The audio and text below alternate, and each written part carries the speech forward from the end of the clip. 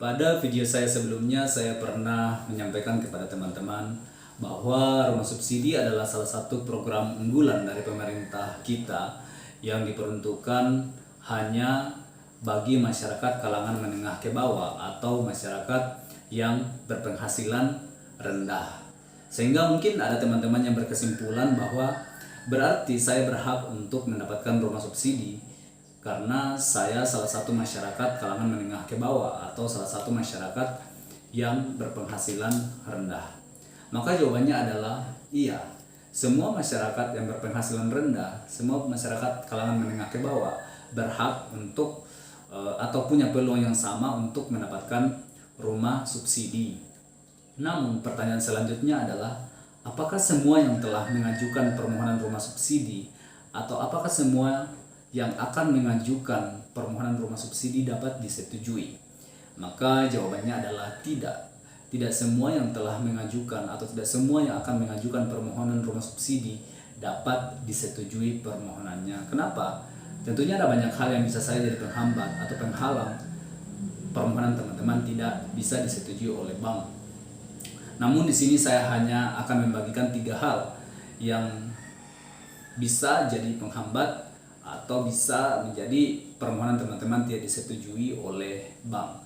Yang pertama, mungkin teman-teman sudah memiliki rumah pribadi atau sudah pernah membeli rumah dengan secara kredit atau sudah pernah memiliki KPR atau kredit pemilikan rumah atau lebih dikenal di masyarakat umum dengan sebutan BTN.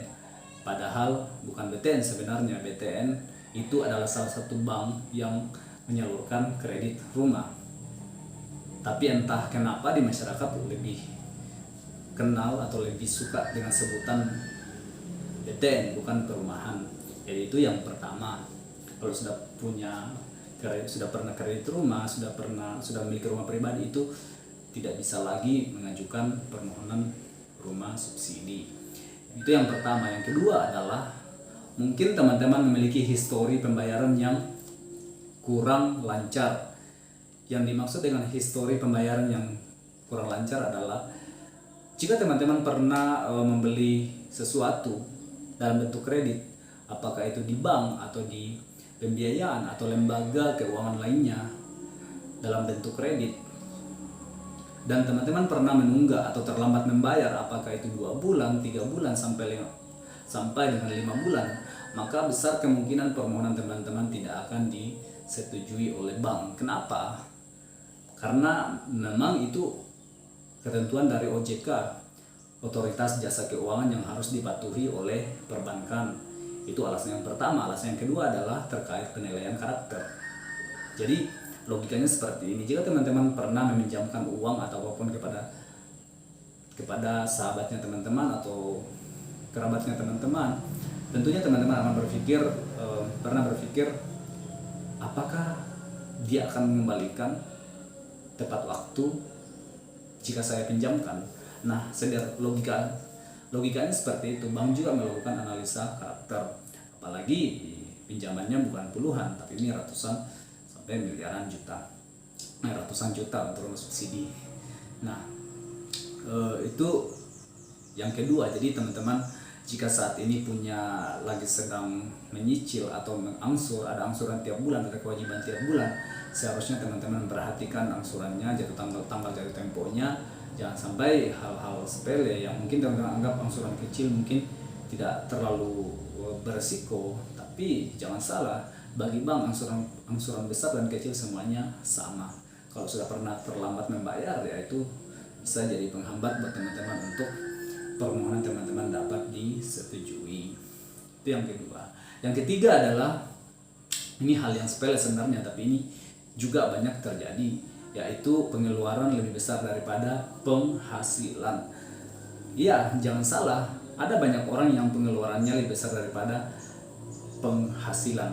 Ya, bisa jadi pinjam uang untuk bayar pinjaman, bulan berikutnya juga seperti itu, pinjam untuk bayar nutupin pinjaman bulan sebelumnya. Nah, jika hal ini bisa, jika teman-teman punya teman-teman yang seperti ini, nah itu besar kemungkinan permohonan teman-teman tidak bisa disetujui. Jadi teman-teman perlu bijak dalam mengambil keputusan. Terkait idealnya berapa penghasilan dan berapa pengeluaran, itu saya tidak bisa jelaskan di video ini. Itu perlu penjelasan yang perlu waktu yang terpisah untuk menjelaskan berapa sih idealnya antara pengeluaran dan penghasilan yang ideal, supaya ibaratkan tubuh bisa sehat. Nah seperti itu. Nah, sehingga saran saya buat teman-teman, buat poin yang ketiga ini adalah, jika teman-teman ingin membeli sesuatu, apakah itu handphone atau apapun itu, yang sifatnya bukan kebutuhan atau keinginan, nah sebaiknya teman-teman menunda dulu. Yang dimaksud dengan sekedar keinginan bukan kebutuhan adalah, misalnya teman-teman sudah punya handphone, terus lalu temannya handphonenya masih berfungsi dengan baik, semuanya masih berfungsi, lalu teman-teman ingin lagi membeli handphone baru karena mungkin bosan dengan HP yang lama. Nah itu sifatnya sebenarnya bukan kebutuhan, tapi itu adalah keinginan. Yang sifatnya kebutuhan itu adalah misalnya kebutuhan sehari-hari, kita beli beras karena kita sudah tidak punya beras lagi, nah itu tidak bisa ditunda, mau tidak mau itu harus dibeli. Nah itu namanya kebutuhan. Jadi keinginan berbeda dengan kebutuhan.